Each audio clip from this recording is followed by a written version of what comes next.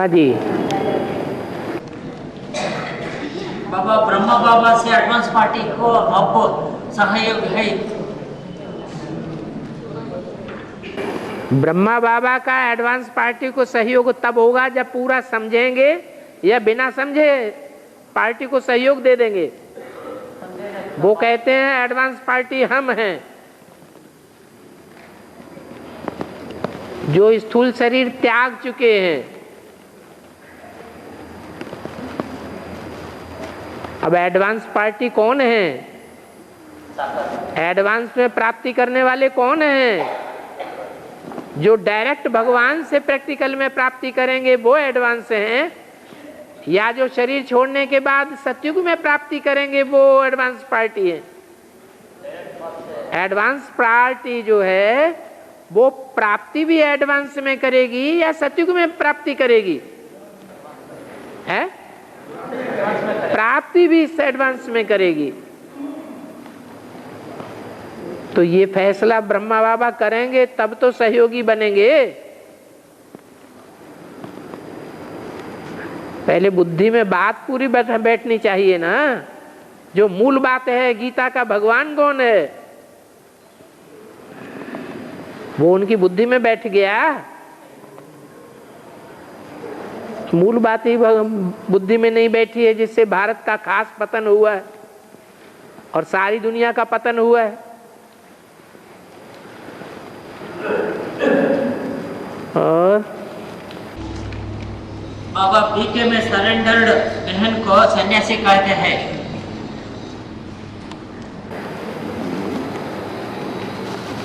वहाँ माता कौन है? वहाँ माता कौन है? वहाँ पिता कौन है? और पति कौन है? प्रैक्टिकल में जहाँ माता होती है, पिता होता है, पति होता है, उसे गृहस्थी कहा जाता है। अगर है गृहस्थी तो बताएं, गृहस्थी में पति का कोई महत्व होता है, पिता का कोई महत्व होता है या नहीं होता है? तो कौन है वहां पिता? माँ को पिता कहते हैं। कौन है? ब्रह्मा बाप को। कहाँ है? इसलिए मुरली में बोला है, वो ब्राह्मण कहते हैं हम ब्रह्मा की औलाद हैं। उन ब्राह्मणों से पूछो तुम्हारा ब्रह्मा कहाँ है, तो कहेंगे सूक्ष्म वतन में है। अब ब्रह्मा सूक्ष्म वतन में है तो तुम्हारा परिवार यहाँ कहाँ से आ गया? परिवार तो प्रैक्टिकल में है।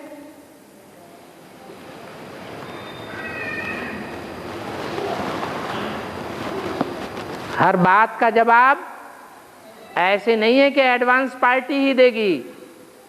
हर बात का जवाब मुरली में दिया हुआ है।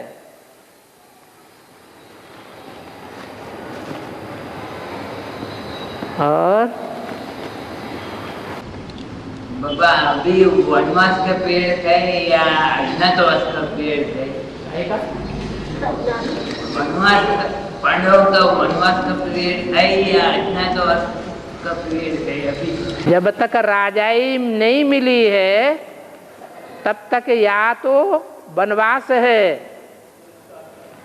या तो युद्ध है।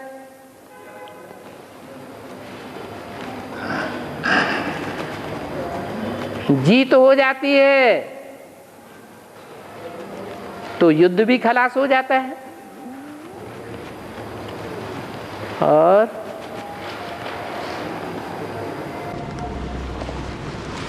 बाबा एक मुरली में पढ़ा है कि प्रजापिता कहा जाता है एक ब्रह्मा को। प्रजापिता कहा जाता है एक ब्रह्मा को। एक ब्रह्मा को? एक ब्रह्मा? ब्रह्मा दो चार हैं कि एक है? पांच ब्रह्मा। पांच ब्रह्मा को प्रजापिता नहीं कहा जाता, एक ब्रह्मा को कहा जाता है प्रजापिता। नहीं समझ में आया? नहीं आया? क्यों? ब्रह्मा बहुत हैं, लेकिन उनमें से एक ही ब्रह्मा है जिसको प्रजापिता कहा जाता है। सभी को प्रजापिता नहीं कहेंगे, एक ही है। और वो आदि से लेकर अंत तक है। सृष्टि के आदि से लेकर के जब तक 500-700 करोड़ भी मनुष्य आत्मा इस सृष्टि पर मौजूद है तब तक प्रजापिता भी मौजूद रहेगा। और उसके आगे ये भी कहा है कि ब्रह्मा एक ही बच्चा है शिव का। ब्रह्मा क्या है? ब्रह्मा एक ही बच्चा है शिव का। हाँ, शिव का एक ही बच्चा है ब्रह्मा, ठीक है। और बच्चे नहीं, और बच्चे हैं लेकिन पहला बच्चा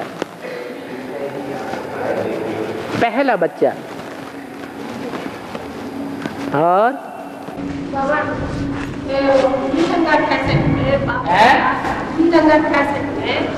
बाबा आदि में भी दुख में रहते हैं एक आत्मा, मध्य में भी दुख रहते, अंत में भी दुख रहते, और शरीर छोड़ने तो में भी दुख रहते। इसका क्या? आदि में भी दुख में रहते, आदि मध्य अंत में भी दुख रहते हैं, दुखी रहते हैं। वही आत्मा, कोई आत्मा ऐसी है जो आदि में भी दुखी है, मध्य में भी दुखी है। आदि में दुखी कौन है? सृष्टि का आदि जब होता है तो उस नई सृष्टि के आदि में दुखी कोई होता है क्या? तो आपने पता नहीं जाने कहाँ से ये वाक्य उठा लिया। वो अगली बार ले आना,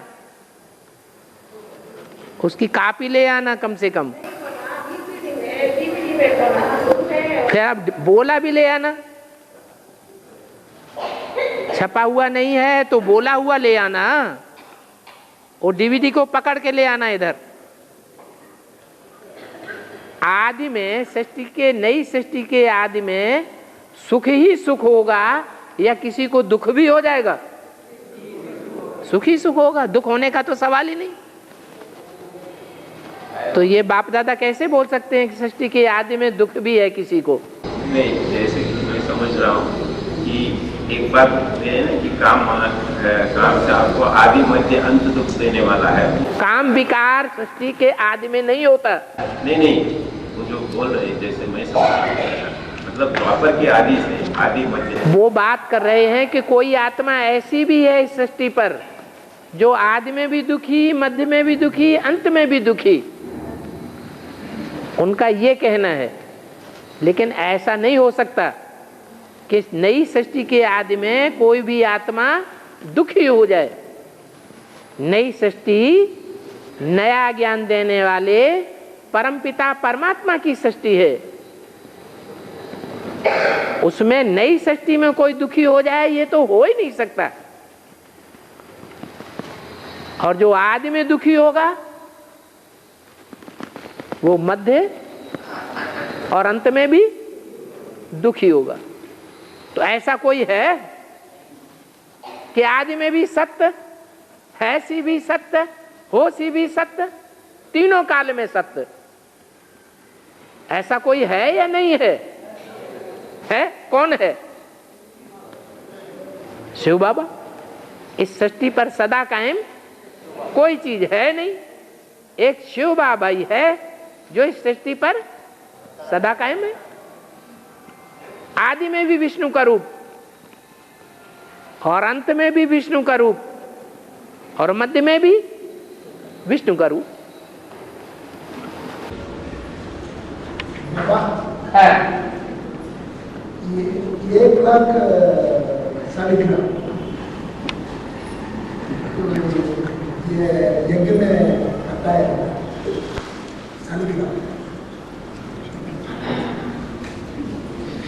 1 लाख 1 लाख शालिग्राम यज्ञ में बनता है ना। यज्ञ में सिर्फ 1 लाख ही क्यों बनता है?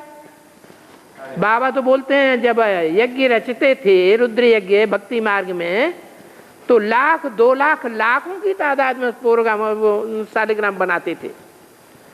जितना बड़ा सेठ उतने जास्ती शालिग्राम बनवावेंगे। कोई 2-4 लाख भी बनवाते होंगे।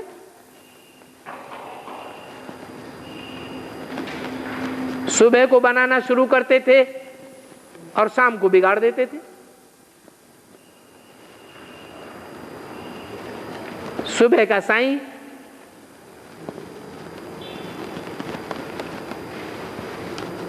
यादगार कहाँ की है? यहाँ की यादगार है। यहाँ ब्राह्मण बैठे बैठे क्या करते हैं? उनका मुख्य पुरुषार्थ क्या है? अभी अपन को क्या बनाना? शालिग्राम बनाना। तो कितने ब्राह्मण हैं जो शालिग्राम बना लेते हैं? हैं? 1 लाख ही है या ज्यादा कम ही है? 4.5 लाख है। 4.5 लाख ब्राह्मण ऐसे हैं जो अपन को क्या बना लेते हैं? शालिग्राम बना लेते हैं। इतने ब्राह्मण चाहिए। 1 लाख से काम नहीं चलेगा। नई षष्ठी कितने की होनी चाहिए? 4.5 लाख की होनी चाहिए। और इंद्र वाले माना यनस है, वो ही इंद्र वाले है क्या? नहीं। जो अपने को दर के अंदर रखते हो, दर माने दरवाजा, ये ईश्वर का दरवाजा है, ईश्वर का दर है, भगवान का दर है। भगवान के दर के अंदर रखते हो। भगवान ने जहां बैठाया है वहां रहते हैं, बाहर कदम नहीं रखते। परमिशन के बगैर इधर से उधर नहीं होते। जहां बिठाए, जहां ले जाए, जैसे चलाए वैसे चलेंगे, माने दरवाजे के अंदर है। और बाबा, अमृत वेले का समय, याद करने का समय, सेवा का बारे में सोचना सही है या ना सोचना?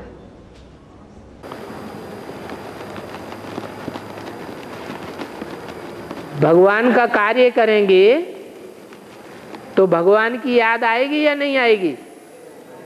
है? आएगी। भगवान की याद को ही तो योग कहते हैं। हाँ, सेवा जो है मनसा भी होती है, वाचा भी होती है और कर्मणा भी होती है। लेकिन याद का एक रूप ऐसा है जिसमें कर्मणा की दरकार नहीं है, वाचा की भी दरकार नहीं है, तन की भी दरकार नहीं, धन की भी दरकार नहीं। वो सेवा इतनी उच्च कोटि की हो सकती है जिसमें सिर्फ मन की ही जरूरत है। मन को जिसने एकाग्र कर दिया उसको इंद्रियों को चलाने की दरकार नहीं है, तन के कोई हिस्से को चलाने की दरकार नहीं, वाचा चलाने की दरकार नहीं, धन खर्च करने की दरकार नहीं, संबंधियों की पावर लगाने की भी दरकार नहीं, जो संपर्क में आने वाले हैं उनकी भी शक्ति लगाने की दरकार नहीं। मात्र संकल्प किया योग बल से, योग बल की एकाग्रता से, और काम संपन्न हो गया। वो है योग बल की पराकाष्ठा। उसको कहते हैं संकल्प सिद्धि। मन से जो भी संकल्प किया, जब भी किया, उसी समय वो संकल्प सिद्ध हो जाए। प्रकृति स्वतः ही सारा कार्य संपन्न कर दे।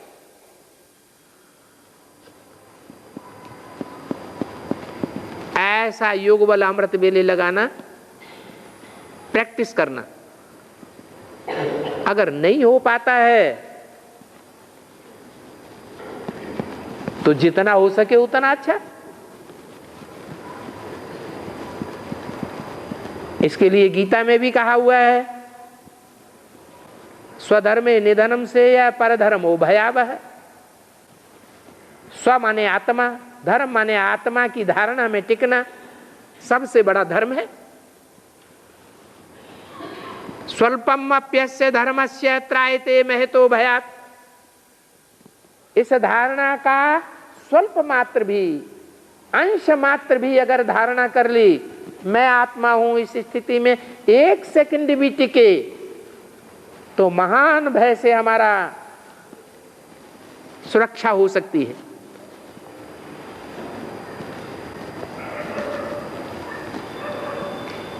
इसलिए प्रैक्टिस ये करना है कि मन को कंट्रोल करना है। नहीं होता है तो अच्छा मुरली ही पढ़ो।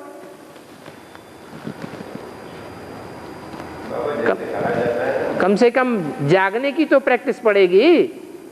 अमृत वेले, हाँ, जैसे कहा जाता है मुरली से प्यार माना मुरलीधर से प्यार, हाँ। तो क्या हम ये भी समझ सकते हैं कि जैसे याद में बैठते हैं तो मुरली की जो पॉइंट्स वो मनन चिंतन होता है उसको हम क्या समझ सकते हैं वो याद है? अमृत वेले की याद की बात बताई कि श्रेष्ठ ते श्रेष्ठ अमृत वेले की याद कौन सी है? तो मुरली का मनन चिंतन मंथन करते हैं वो सेकेंडरी याद है, फर्स्ट क्लास याद नहीं है। क्योंकि हमारा लक्ष्य क्या है? हमारे जीवन का लक्ष्य क्या है? नर से नारायण बनना, मनुष्य से देवता बनना। तो देवताएं जब बन जाएंगे तो क्या करेंगे? मनन चिंतन मंथन करेंगे, करेंगे नहीं है? हाँ, तो उसी स्टेज पर पहुंचने के लिए क्या करना है?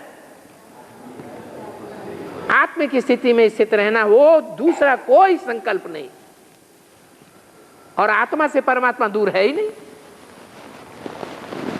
मैं ज्योति बिंदु आत्मा, तो आत्मा के साथ परम पिता परमात्मा तो है ही है। आत्म की स्थिति में रहेंगे तो बाप याद आवेगा। देवान में रहेंगे तो बाप याद नहीं आवेगा। ठाकुर का गुणों का और बाप का गुणों का संकल्प करना तो होता है। आत्माओं के गुण अलग,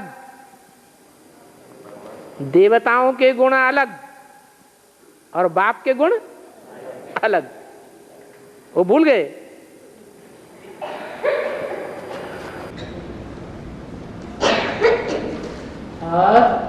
याद में रूप को याद किया है? याद में जब बैठते हैं तो रूप को ही याद करते हैं। मूल रूप आत्मा का, मूल रूप का और परमात्मा का रूप का स्वरूप का। आत्मा का जो मूल रूप है, उस मूल रूप में 100% टिकने वाला कौन है? है? एक शिव बाबा ही है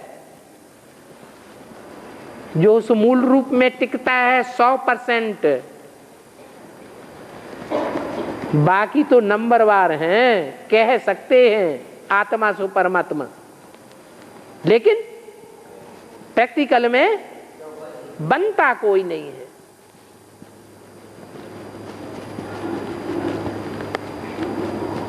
और बाबा 4.5 लाख वर्ष में दबा होंगे बाबा।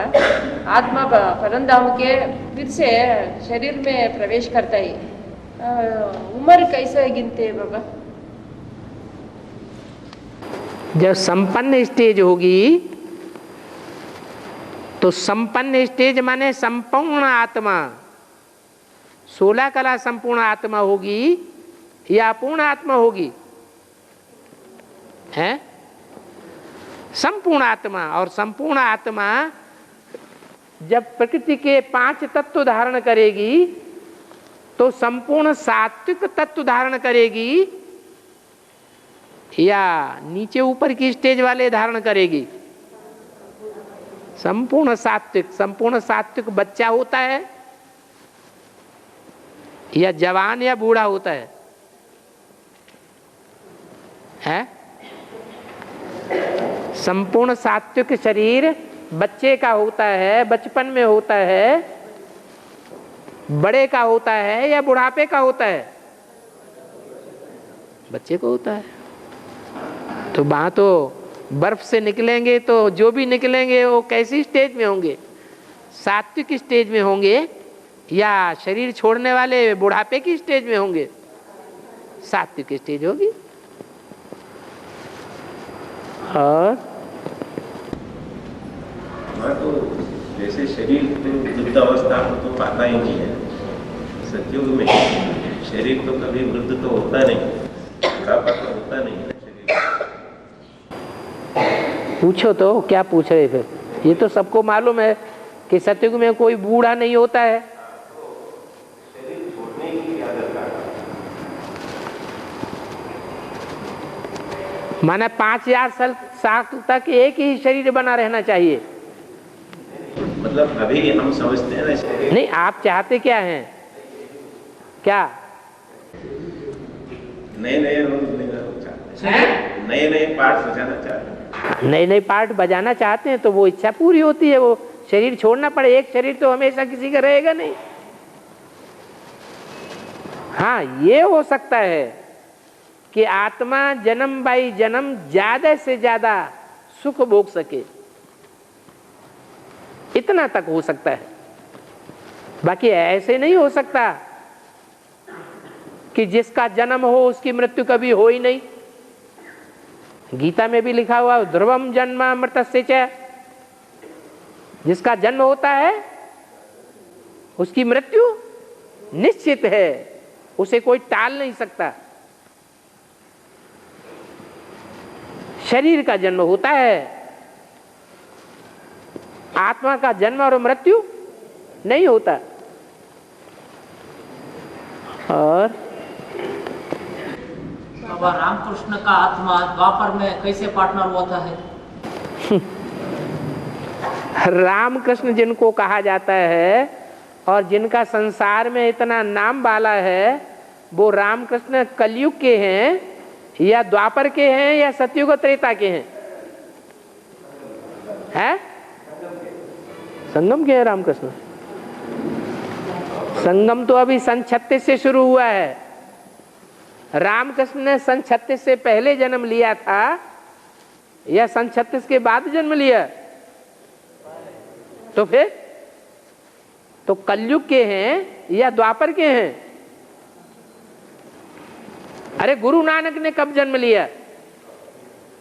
द्वापर में, कलयुग में जन्म लिया।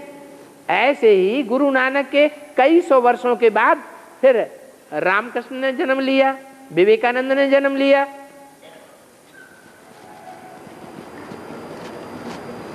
रामकृष्ण विवेकानंद की बात कर रहे हैं ना? हाँ, राम और कृष्ण वाली आत्माओं की बात कर रहे हैं। जो त्रेता का राम प्रसिद्ध है शास्त्रों में, और जो द्वापर का कृष्ण प्रसिद्ध है शास्त्रों में, उसकी बात कर रहे हैं। क्या बात कर रहे हैं? अब राम और कृष्ण का, राम वाली आत्मा का और कृष्ण वाली आत्मा का पात्र होता है ना अब? हाँ, वर्तमान संगम में भी पार्टनर है और अलौकिक में भी पार्टनर है। द्वापर में क्या पार्टनर? लौकिक में पार्टनर था, पार्टनर थे। अच्छा, संगम युगी पहले जीवन में हाँ पार्टनर थे। अलौकिक में भी पार्टनर है, अलौकिक में भी पार्टनर होते हैं। तो द्वापर में भी पार्टनर होता है। द्वापर की बात छोड़ दो, जन्म जन्मांतर आप पार्टनर हैं। द्वापर में कैसे? द्वापर में कैसे? गुरु और चेले पार्टनर होते हैं या नहीं होते हैं? हैं? बाप विक्रमादित्य बनता है। बाप विक्रमादित्य बनता है। बाप विक्रमादित्य नहीं, विक्रमादित्य का बाप ब्रह्मा बाबा विक्रमादित्य बना, और उसका बाप भी है उस समय मौजूद। विक्रमादित्य शिवलिंग बनाता है, शिवलिंग बनाकर मंदिर बनाता है। उसे आर्डर कौन देता है बनाने के लिए? है बाप। वो बाप भी है उस समय, गुरु भी है। द्वापर का आदि है ना, जैसे सतयुग का आदि होता है ऐसे ही द्वापर का आदि भी है। सतयुग आदि में जो लक्षण है वो द्वापर के आदि में भी कुछ न कुछ विराजमान है। जन्म जन्मांतर बाप और बेटा नहीं, सर्व संबंध बाबा ने बताए हैं या एक संबंध बताया है? अगर यहाँ संगम युग में सर्व संबंधों की रचना बाप से नहीं ली तो उन संबंधों के लिए जन्म जन्मांतर तरसते रहेंगे। एक संबंध की बात नहीं है। ब्रह्मा उर्फ दादा लेखराज उर्फ कृष्ण, ये तो बाप का बहुत सिकीलदा बच्चा है, सबसे प्यारा, ज्यादा प्यारा। बाप को सबसे ज्यादा प्यार किसके प्रति होता है? बच्चे के प्रति होता है। तो बच्चे को तो बहुत प्राप्ति कराते हैं। एक संबंध से कराएंगे या सर्व संबंधों से कराएंगे? सर्व संबंधों से। तो ये जो सर्व संबंध होते हैं ना, तो कभी कहा जाता है साजन सजनी का संबंध, साजन सजनी का संबंध, और हमेशा समझा ये जाता है कि बाबा ही साजन है और हम सब सजनियां हैं। ठीक है, तो उसका रिवर्स भी हो सकता है। क्या रिवर्स हो सकता है? हम साजन और वो सजनी, ऐसे हो सकता है।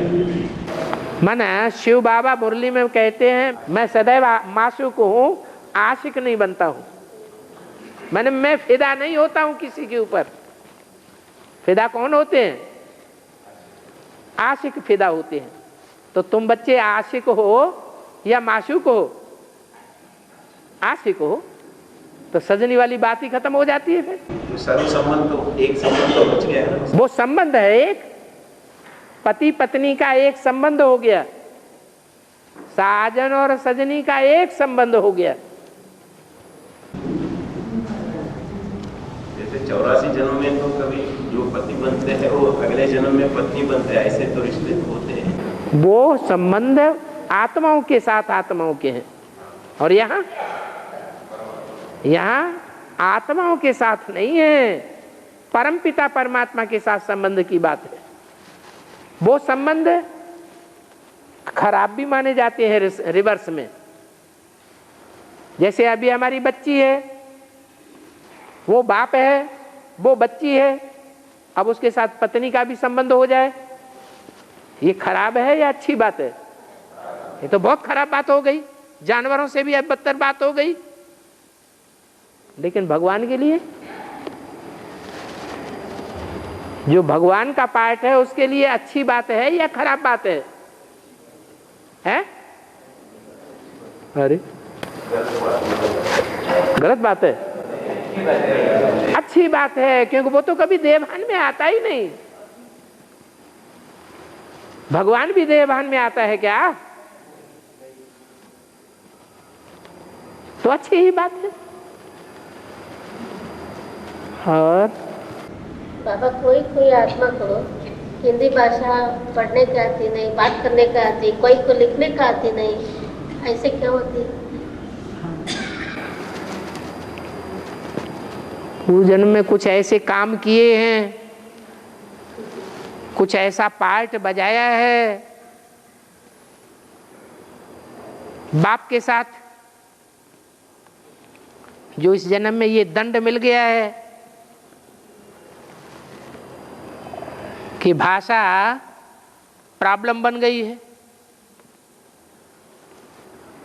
लैंग्वेज प्रॉब्लम बन गई है, पुरुषार्थ में आगे नहीं बढ़ पा रहे हैं।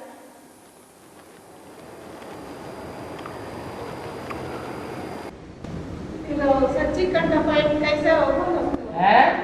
वो लोग सच्ची कंठ फाइट कैसे बोलोगे? तुमको कन्नड़ भी नहीं आता है, हिंदी भी नहीं आता है, तो लोगों को कैसा पश्चाताप करते हैं? Practice makes a man perfect. गलत बात है या सही बात है? सही बात है तो फिर करो। और बाबा, वो सरस्वती को ऐसे केश दिखाया ना, क्यों? सरस्वती मम्मा को केश ऐसे दिखाया ना? हाँ, वो केस है साधु संत महात्माओं के जो बाल होते हैं, वो उलझे हुए बाल होते हैं या सबके सुलझे हुए बाल होते हैं, जटाएं होती हैं, एक जुट हो गए, एक जुट इधर बिखर रहा है, एक जुट उधर, एक जुट इधर लटक रहा है, माने ग्रुप बन गए। क्या? वो ग्रुप बनाए दिए उन्होंने, और सरस्वती के बाल सब सुलझे हुए हैं या जटाएं लटक रही हैं? सुलझे हुए बाल हैं, ये अंतर है।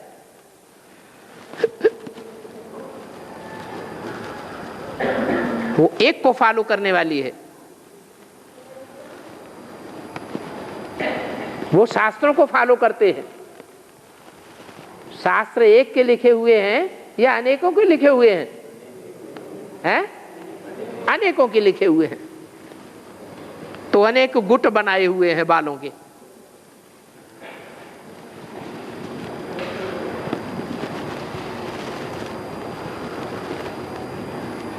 और बाबा बीके में सम्मुख निमित्त बहन के सम्मुख योग करने का समय देवी या देवता का स्वरूप दिखाता था मुझे। बीके में ध्यान करने का समय सम्मुख में निमित्त बहन होता था ना। निमित्त बहन होता है, वो देवी होती है कि देवता होता है कि भगवान होता है कि भगवती होती है कि राक्षस होती है कि राक्षसी होती है? देवी या देवता का स्वरूप दिखाता था। अब वो एडवांस में बाप का सम्मुख योग करने का और सीढ़ी में योग करने का ज्योति स्वरूप सीढ़ी में दिखाता था। भक्ति मार्ग में क्या करते हैं? जड़ को रखते हैं या चैतन्य को सामने रखते हैं? भक्ति मार्ग में और ज्ञान मार्ग में खास अंतर क्या है? भक्ति मार्ग में सब कुछ इमिटेशन और ज्ञान मार्ग में सब कुछ प्रैक्टिकल। समझ में नहीं आया अभी तक? बीके में भक्ति मार्ग है या ज्ञान मार्ग है? भक्ति मार्ग है।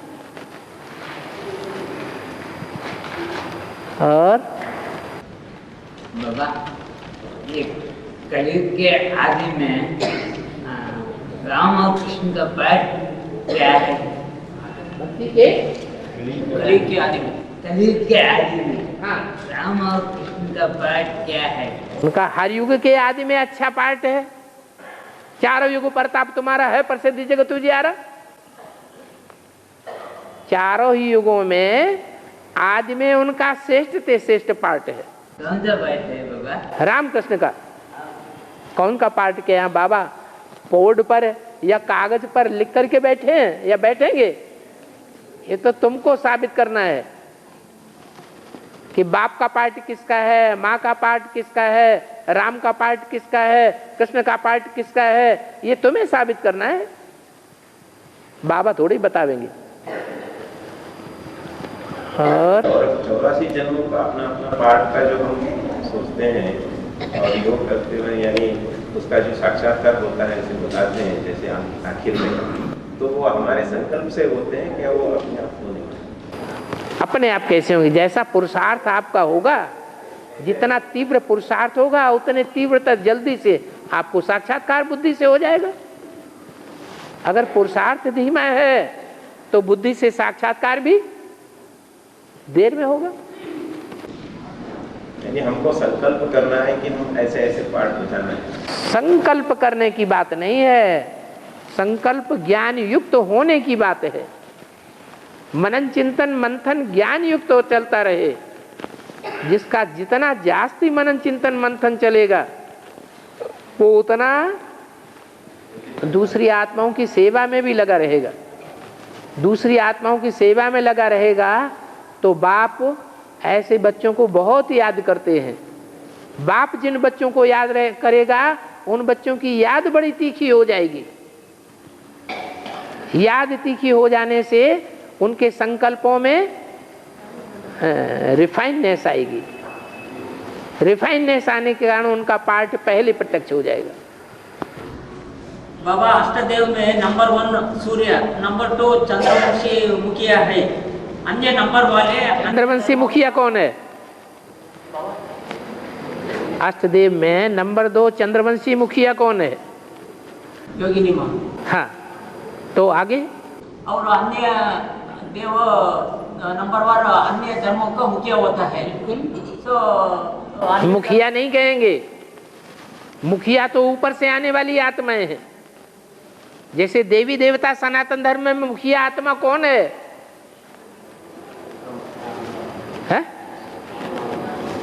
देवी देवता सनातन धर्म में, देवी देवता सनातन धर्म स्थापन करने वालों में मुख्य आत्मा कौन है?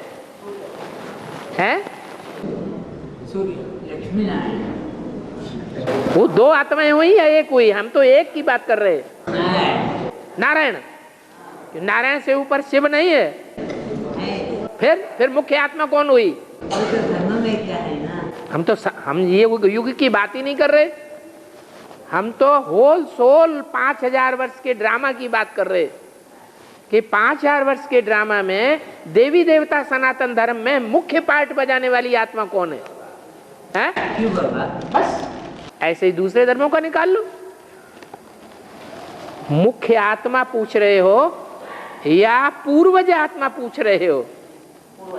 हाँ, अन्य धर्मों का पूर्वज होता है। हाँ, तो अन्य धर्मों में और अपने धर्म में, सनातन धर्म में, चंद्रवंश में, सूर्यवंश में, इस्लाम वंश में मुख्य आत्माएं अलग हैं और जो पूर्वज आत्माएं हैं वो अष्टदेव हैं।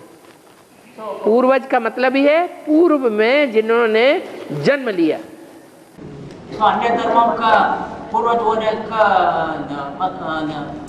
अलावा पक्का सूर्यवंश में जन्म लेना अच्छा होता है? नहीं, वो कहाँ आते हैं? द्वापर युग में इब्राहिम आएगा, वो क्या सतयुग में आएगा? इब्राहिम सतयुग में आएगा क्या? है? नहीं आएगा। त्रेता में आएगा? नहीं आएगा। तो सूर्यवंश में कहां से आ गया? वो सूर्यवंश का मुखिया है ही नहीं। वो कौन से वंश का मुखिया बन जाता है? हैं? इस्लाम वंश का मुखिया बन जाता है। अरे ये तो ग्रुप है, कोई शेरों का ग्रुप है, कोई चीतों का ग्रुप है, कोई गधेड़ों का ग्रुप है कि सब एक जैसे हैं? हैं? सब अलग अलग ग्रुप हैं। और बाबा मुरली ने बताया सम्मुख मुरली सुनाना नंबर 1। सुनाना नहीं तुम्हारा डब्बा गोल मत कर दो। सन्मुख मुरली नहीं सुनाना नंबर 1 समझना। क्या? सुनना। सन्मुख बाप के सन्मुख बैठकर मुरली सुनना, यह है नंबर 1 मुरली। हाँ, और बाद में वो टीवी में देखना, टीवी में मुरली देखना वो नंबर 2। और पढ़ने का नंबर 3। ऐसे बोल दिया। सम्मुख, हाँ, 3rd क्लास। सम्मुख माने कैसे? भगवान बाप हमको सन्मुख सुना रहा है। अगर भगवान बाप हमको सन्मुख मुरली सुना रहा है तो उसके मुकाबले कोई दूसरी मुरली हो सकती है क्या? नहीं हो सकती। लेकिन ये भावना जिसकी बुद्धि में ज्ञान बैठा होगा उसको ये भावना पैदा होगी, या जिसको ज्ञान हुआ ही नहीं, पहचान हुई नहीं, बाप को जिसने जाना ही नहीं, वो सन्मुख मुरली सुनेगा। जिसको सन्मुख बाप मिला है, पहचाना है, जाना है, दिल ने स्वीकार कर लिया है कि हमारी आत्मा का बाप है, यह हमारे जन्म जन्मांतर का भाग्य बनाने वाला बाप है, एक जन्म का बाप नहीं है, बेहद का बाप है, बेहद का टीचर है, बेहद का सदगुरु है। एक जन्म का गुरु नहीं है, एक जन्म का टीचर नहीं है। ऐसा भाव जिसकी बुद्धि में बैठ गया है वो ही सन्मुख मुरली सुन सकता है, नहीं तो सन्मुख मुरली नहीं सुन सकता। और पहले में जो बताया ना कि अलिफ को अल्लाह मिला, अलफ को अल्लाह मिला, तो अलिफ और अल्लाह अलग अलग हो गए ना। अलफ को मिला अल्लाह, अल्लाह मुसलमान किसे कहते हैं? हाँ, तो आप एक कैसे कहते हैं? अलफ को मिला अल्लाह, तो अलफ खड़ा डंडा है या नुक्ता है? अलफ तो खड़ा डंडा है और अल्लाह सदैव ही ज्योति बिंदु है। डंडे को खड़ा करना शुरू करो तो जैसे ही कलम लाके रखेंगे तो पहले क्या बनेगा? अल्लाह बनेगा कि अलफ बनेगा? है?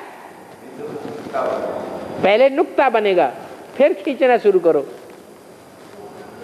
तो अलफ बनेगा। ये अंतर है। पहले पहले जैसे ही कलम कागज के ऊपर आई तो पहले क्या बनेगा? अल्लाह, वो है अल्लाह। उसको मुसलमान लोग कहते हैं अल्लाह। अलफ को वो नहीं मानते ज्यादा, वो आदम को उतना ज्यादा महत्व नहीं देते।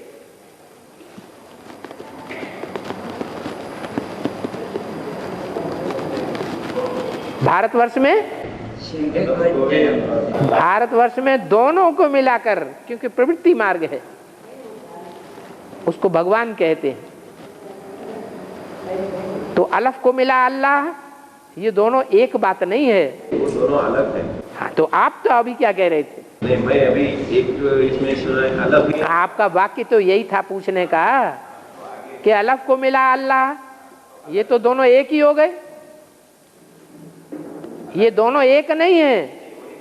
अल्लाह माने जो हमेशा ऊंचा ही ऊंचा है, यानी जो सृष्टि नाटक में, सृष्टि रूपी रंगमंच में जो सदैव ऊंचा ही है। सृष्टि रूपी नाटक में आकर पार्ट बजाता है तो भी ऊंचा है, और नहीं पार्ट बजाता है तो भी ऊंचा है। उसका नाम दिया है संस्कृत में अच्युत। अच्युतम केशवम राम नारायणम। अच्युत, च्युत माने ऊपर से नीचे गिरना, वो कभी नीचे नहीं गिरता। शंकर वाली आत्मा का नाम है, टाइटल है शंकर, लेकिन वो सदाकाल का टाइटल है, 84 जन्मों का टाइटल है, या सिर्फ एक जन्म की बात है? एक जन्म की बात है। हाँ। जो अल्लाह है वो सदैव ऊंचा है, वो गिरना मना क्या बाबा? वो गिरता ही नहीं, ऐसे ही तो अल्लाह है। नहीं तो मेरा मुसल्ला हो जाए।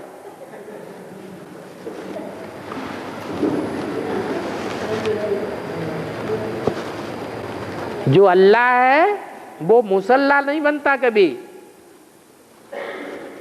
क्या समझे? मूसल देखा है कभी? नहीं देखा। कोई हिंदी जानने वाले होंगे? हैं? हाँ, कन्नड़ में क्या कहते हैं? मनके। मनके देखा है?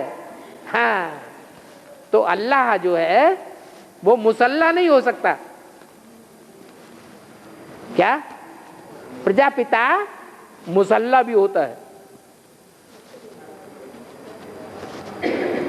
असली मुसल्ला वो है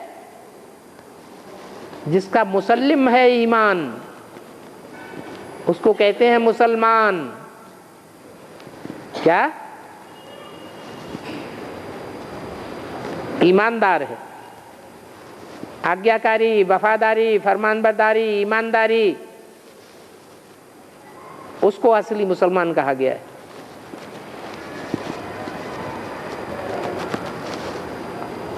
इसलिए मुरली में बोला है, बाप क्या बन करके आए हैं? विदेशी बन करके आए हैं।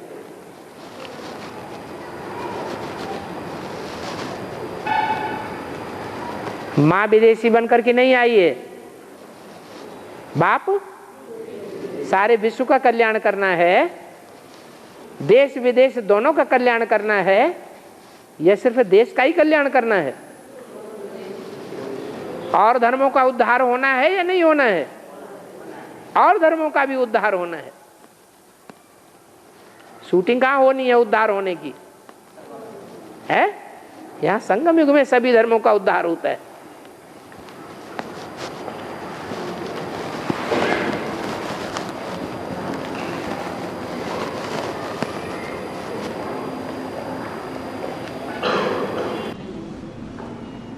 बाबा अन्य धर्मों का मुखिया अष्टदेव होने का अलावा पक्का सूर्यवंशी आत्मा बनना चाहिए। ये आज जान पाया? इतने दिन हो गए तुमको एडवांस में आए हुए, आज तुम्हारी बुद्धि में बैठी ये बात? क्या और अन्य धर्मों में मणका बनने से तो अच्छा है सूर्यवंशी मणका बनना? पक्का सूर्यवंशी आत्मा बनना तो अच्छी बात है या खराब बात है? और बाबा ब्रह्मा को हनुमान गणेश कहते हैं, तो गणेश और हनुमान को बहुत पूजा होता है। हाँ, तो बहुत पूजा कहाँ होता है? कलयुग में होता है या द्वापर में होता है? तुम कलयुगी पुजारी बनना अच्छा समझते हो या द्वापर युगी पुजारी बनना अच्छा समझते हो? है? जिनकी बहुत पूजा करें वो अच्छे होते हैं देवता, या जिनकी बहुत पूजा नहीं करते हैं, थोड़ी आत्माएं होती हैं जिनको पहचानती हैं और पूजा करती हैं, पूजनीय मानती हैं, वो अच्छे? तो सतो प्रधान पूजा करने वाले अच्छे या तमो प्रधान पूजा करने वाले अच्छे? सतो प्रधान पूजा करने वाले थोड़े और तमो प्रधान पूजा करने वाले ढेर के ढेर। तो कौन अच्छे? सतो प्रधान पूजा करने वाले भले थोड़े हैं लेकिन अच्छे हैं। पांडव अच्छे या कौरव अच्छे? क्यों? क्योंकि उन्होंने एक बाप को पहचाना। और जो ज्यादा पूजा करते हैं वो पूजा करने के बाद वो भी देते हैं। व्यभिचारी बनेंगे, बनावेंगे तो डूबेंगे और दूसरों को डुबावेंगे। बाबा एक ही आत्मा को दो जगह में दिखाया है। तो ब्रह्मा बाबा एक ही आत्मा है ना? एक जगह दो जगह कहाँ दिखाया? हनुमान का रूप भी दिखाया, गणेश का रूप भी दिखाया। द्वापर के आदि में दोनों के मंदिर बने हुए दिखाए गए हैं सीढ़ी के चित्र में। तो एक ही जगह बने हुए हैं कि एक अलग है एक अलग है? एक ही जगह है। हाँ, कलयुग के आदि में पहले जन्म में जो दो मंदिर बने हुए हैं वो एक ही जगह बने हुए हैं, एक दाईं ओर एक बाईं ओर है। एक जगह कहाँ है? और बाबा एनएस में बाबा का समूह क्लास होता है? एनएस में बाबा का समूह क्लास होता है? नहीं होता है। होता तो तुम्हारे सामने नहीं आता। अरे वहां का क्लास कभी तुम्हारे सामने आया? नहीं आया। तो क्या छुपाया जा रहा है? माने तुम क्या समझते हो कि क्लास होता होगा लेकिन छुपा लिया जाता है? अभी तो क्लियर नहीं है बाबा ये नया संगठन में क्या क्या होता है। क्लियर नहीं है? नया संगठन में क्या क्या होता है क्लियर नहीं है। तो अच्छा मर के देखो। जाकर मरना, काशी नगरी में जाकर मरना। वहां जाकर के मरना? पहले नहीं मरेंगे? पहले भी मरना और जाकर भी मरना। जाके तो सारे ही मरेंगे। पहले जीते जी और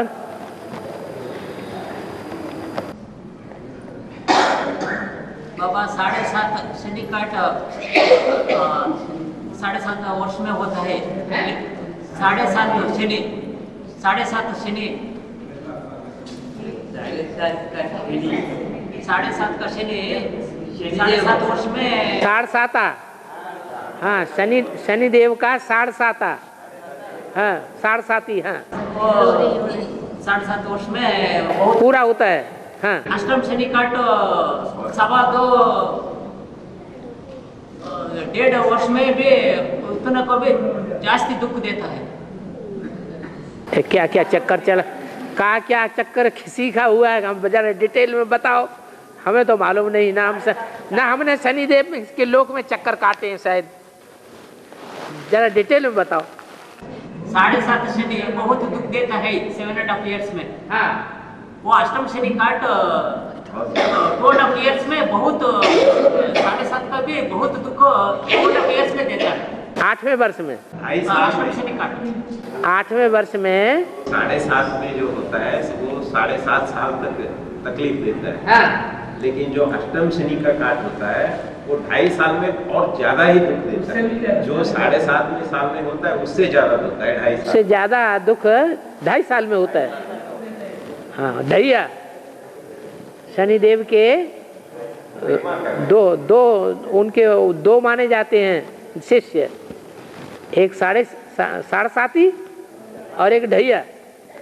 हाँ, तो ढैया ज्यादा खतरनाक है।